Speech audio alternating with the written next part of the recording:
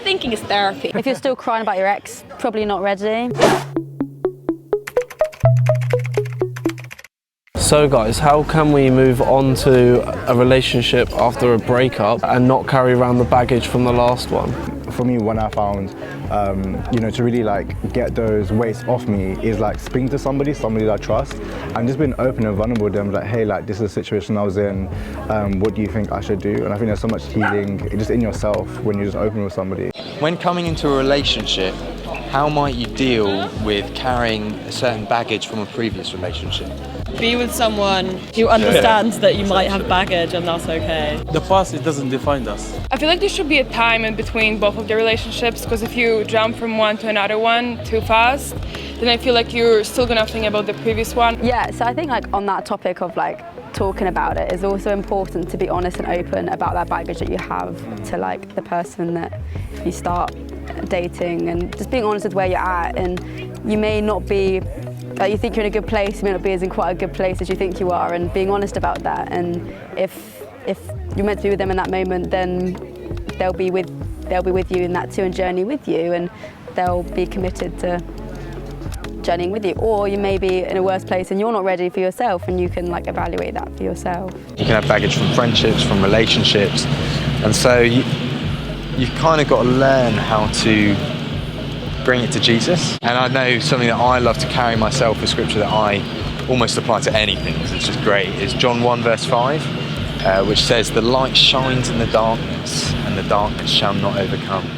The thing about baggage is we hold on to it, we kind of tuck it away and hide it and kind of keep it in the darkness, but actually when it's in those environments, when it's there, it can grow.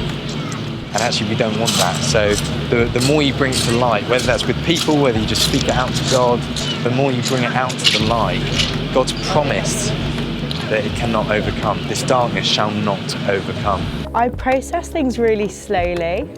It takes me a while to get over stuff. Even if it's just anything bad, basically. Yeah, and I guess how I process things is through journaling and getting everything that's going on inside my head down on paper.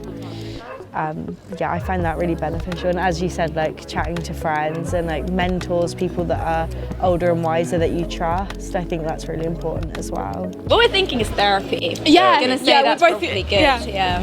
Therapy, and definitely, again, communication. Be open and honest and vulnerable. Don't ignore it. I wouldn't try and bury it. It's always healthy to talk about these things, I think. Give yourself time to process it, properly confront it before. Everyone's got more time than they think.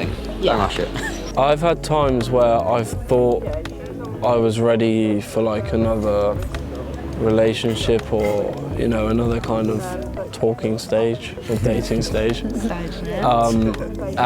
I wasn't, and I've had to just be honest and be I thought I was ready, but unfortunately with me, the only way I know if I'm ready is to test the waters, dip my toes in. To a certain extent. Yeah. There's points where I feel like I'm ready, and I'm oh, I could do this, and then when it actually comes to it, I'm oh, damn, maybe I'm not so ready. So how would somebody know if they're ready or not?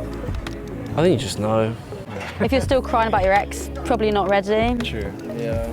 If you see a picture of them and you're actually maybe I don't feel upset or angry or whatever anymore, then you can try dating a little bit, chatting to some people, seeing, and if that's too much, then step back and be kind to yourself and give yourself some time. But be kind to others as well.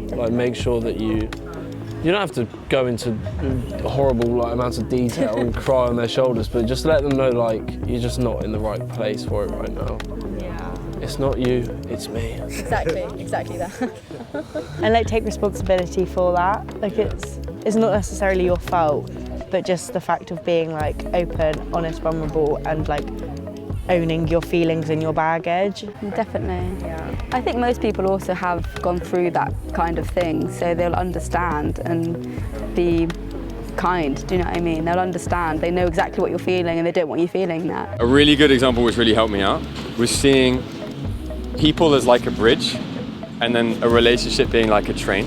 If the bridge has got holes in it and it's not fully strong, a train will come along and it will eventually break.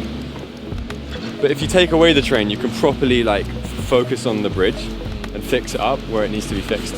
So I would say just spending time out of a relationship to like heal of that kind of a trauma, not to rush into stuff because you miss having someone in your life. And then when you're in a relationship, you'll be strong enough because you spent that time just kind of working on yourself.